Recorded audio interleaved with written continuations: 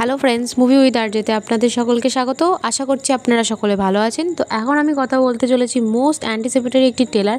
এই ট্রেলারটা আপনাদের অবশ্যই দেখা উচিত, কারণ ট্রেলারটা খুবই এন্টারটেনিং। এবার এই ট্রেলারটা আপনাদের দেখা উচিত কেন সেটা অবশ্যই আমি ভিডিওতে আপনাদের এখানে বিস্তারিতভাবে আলোচনা করব। তো শুরু করা যাক ভিডিওটি। তো আজ আমি কথা বলতে চলেছি দে দে প্যার দে 2 নিয়ে। অজয় দেবগান এবং নকুলপ্রীত সিংয়ের নিউ মুভি।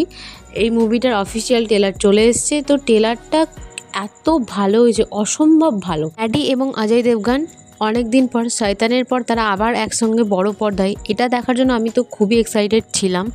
তার থেকেও বেশি এক্সাইটেড ছিলাম যে লাভ রঞ্জন যে এই ছবিটার প্রডিউসার এবং রাইটার, যার কারণে আরও বেশি এক্সাইটেড, কারণ তার প্রত্যেকটা মুভি এত ভালো হয়। প্রত্যেকটা মুভির কমেডি, প্রত্যেকটা মুভির থিম, প্রত্যেকটা মুভির রাইটিং, প্রত্যেকটা জিনিস সে খুবই সুন্দরভাবে করে, যার কারণে তার প্রত্যেকটা ফিল্ম হিট হয়। তো আশা তো করাই যায় যে এই মুভিটাও, ট্রেলারটা দেখার পর আমার যা মনে হলো যে এই ট্রেলারটার মধ্যে একটা আলাদা রকমেরই ব্যাপার রয়েছে, যার কারণে এই মুভিটাও হয়তো হিট হতে চলেছে। বড় বড় কমেডি ফ্র্যাঞ্চাইজির থেকেও এই কমেডি ফিল্মগুলো বেশি ওয়ার্ক করে মানুষের মধ্যে। এখানে সেই সেম সিকুয়েল দেখানোর চেষ্টা করেছে।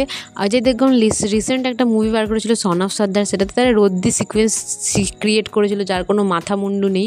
কিন্তু এই ট্রেলারটা দেখার পর আমরা বুঝতে পারলাম যে আগের এপিসোডে, মানে আগের মুভিটাতে আমরা দেখতে পেয়েছিলাম যে অজয় দেবগন নকুলকে নিয়ে গেছিলো তার বাড়ি। এবার নকুলপ্রীত সিং তার বাড়িতে অজয় দেবগনকে নিয়ে এসছে, এবং তার বাবা মা যেহেতু খুব মডেল কালচারের, সেহেতু তারা যতই বয়স হোক তাদের কোনো ম্যাটার করে না।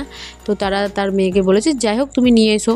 তো ও নিয়ে এসেছে। এখানে নিয়ে আসার পর তাকে একটা 25 বছরের ছেলের মতো বিহেভিয়ার করতে হচ্ছে, কারণ তাকে তার বাবা মা বলছে বেটা। এদিকে তারা সবাই সমবয়সী প্রায়। তো এখানে তার বয়স বলা যাবে না। এখানে ডাল খাওয়া নিয়ে ঝামেলা, মানে এমন সিকোয়েন্স তৈরি করেছে যেটা সত্যি অসাধারণ। কিন্তু ট্রেলারটা একটু বেশি বড় হয়ে গেছে, প্রায় অনেক কিছুই দেখিয়ে দিয়েছে ট্রেলারটার মধ্যে। এই মুভিটার মধ্যে যে সিকোয়েন্সটা এরা দেখানোর চেষ্টা করেছে সেটা একটা সত্যিই জেনুইন সিকোয়েন্স, যার কারণে মুভিটাও ওয়ার্ক করছে, কমেডিটাও ওয়ার্ক করছে, সব কিছুই বেশ ওয়ার্ক করছে। এখানে মেয়েটার জোকসগুলোকে দেওয়া হয়েছে, রিভিল করা হয়েছে, যার কারণে জোকসগুলো খুবই ওয়ার্ক করছে। তো এই মুভিটা বা এই ট্রেলারটার মধ্যে আমরা যেই সিকোয়েন্সটা দেখতে পেলাম সেটা সত্যিই খুবই জেনুইন। এবার এর থেকে বেশি যদি আমাদের জানতে হয় তাহলে 14ই নভেম্বর পর্যন্ত অপেক্ষা করতে হবে। এই মুভিটা আসছে এবং মুভিটা তখন দেখলেই বুঝতে পারবো যে কী হতে চলেছে মুভিটার মধ্যে এক্স্যাক্টলি। এই ট্রেলারটার মধ্যে যেই সিকোয়েন্সগুলোকে দেখানো হয়েছে বা যেই মোমেন্টগুলোকে ক্রিয়েট করা হয়েছে সত্যি অসাধারণ। আমার তো মানে ট্রেলারটা দেখে যে খুব হেসে লুটোপুটি দিয়েছি সেরকম কিন্তু নয়, কিন্তু শুরু থেকে শেষ পর্যন্ত ট্রেলারটা দেখার সময় মুখে একটা হাসি রয়েই ছিল। কারণ এই ট্রেলারটা শুরুতেই যখন বেটা বলছে ওর মা, মানে নকুলপ্রীত সিংয়ের মা ওকে বেটা বলছে অজয় দেবগানকে, কিন্তু তারপরেই একটা সিকোয়েন্স দেখাচ্ছে যেখানে অজয় দেবগান ভুল করে ভাবিজি বলে ফেলছে, তারপরে বলছে না না মাম্মিজি। তো এই সিকোয়েন্সগুলো একটা খুবই হাসির। এবং লাস্টে দেখানো হয়েছে যে নকুলপ্রীত সিংয়ের বাবার ওকে পছন্দ হয়নি, যার কারণে একটা ছেলে ভাড়া করে এনেছে সিডিউস করার জন্য। এখানে ওই ছেলেটা অজয় দেবগানকে বলছে আঙ্কেল জি, ও বলছে বেটা জি, এই যে একটা সিকোয়েন্স।